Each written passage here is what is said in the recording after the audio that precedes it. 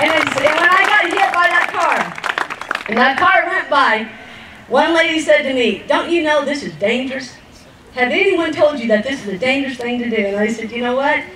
There's a definition I heard on this trip. Courage is not the absence of fear. It's the acknowledgement that there's something more important than the fear."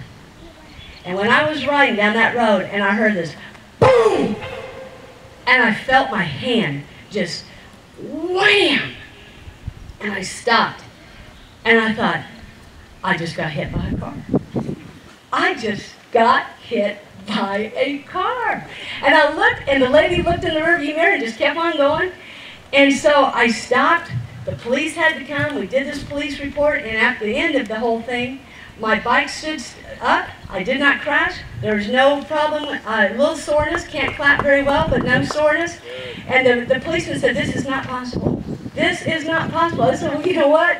Here it is. Look." He wanted me to get in an ambulance. "We got to get you in an ambulance." I said, "Look. It works. I do not need to get in an ambulance." And what was interesting, he said, "If you're not going to get in an ambulance, would you please get in that vehicle and drive to Illinois? Get out of my state and get into the other one." He said, "This is too dangerous." And he said, "I'm being serious. I want you to drive to the other state because it's too dangerous here." So I smiled at him, shook his hand. He walked out. The TSV team said, "Lori, I think that might be a good idea.